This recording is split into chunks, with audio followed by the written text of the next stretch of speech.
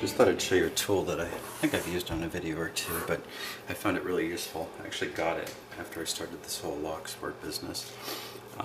This is a, I believe it's called a thickness micrometer. Doesn't have a name on it, but it's a Mitutoyo 700-122. It's got a range of about an inch or 25 millimeters. I believe I got this used. Takes a couple batteries. It's digital. I like it because it has inches and millimeters as well, which is handy.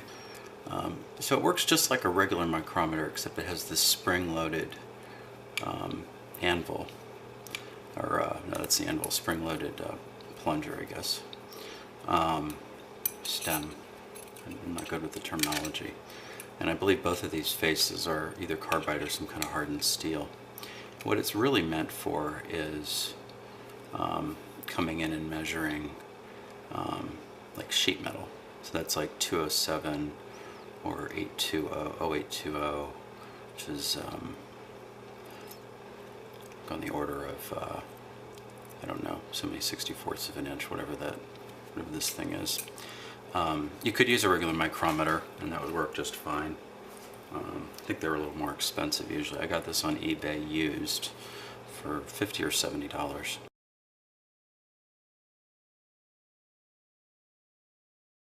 What I use it for primarily is measuring pins.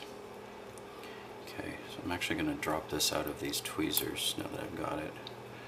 And so we can see that's exactly 7 millimeters. So probably got a pretty good reading on there, or 2755 inches. What I like is that both of these surfaces are square. It's spring-loaded, so if I've got a bunch of pins and I'm, like trying to put them back in the box with all the little slots, maybe you've dumped out a lock and you're repinning it. They all look the same to me at some point. I've tried doing this with my calipers. And you can do it, but it's a little trickier to get them maneuvered in there. You can see there's little fittings. You can actually set this vertically if you want to, or I guess you could mount it this way as well on a little stand or something. But vertically works well. You can put it gently in a little vise. Measuring my pins. Works well for other things. I mean, anytime you need to measure a distance between two relatively flat surfaces up to about an inch, that goes to 26 mil, okay, reads to a 100th of a millimeter or 5/1000ths of an inch. Another nice feature, if you're using a traditional micrometer, you have to develop a feel for how much tension to put on the spindle. This has a spring which I would assume is calibrated to give you a pretty good reading, so you can just kind of come in and out, make sure that's nice and square. 291, 290, something like that. It's a nominal half inch, but you see it's 498. It's probably good for me because that means it's a little undersized, or 12.65 mil. You can switch back and forth. Okay.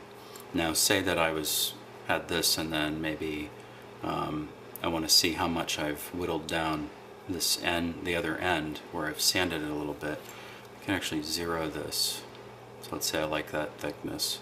I can zero that there and then put my other end in, and I can see that I've actually taken off 2/1000ths of an inch or so on the end. Just either that's just the machining error, or that's where I just did a little bit of sanding to smooth it out, or minus 4/100ths of a mil. Okay, so you can get a relative dimension.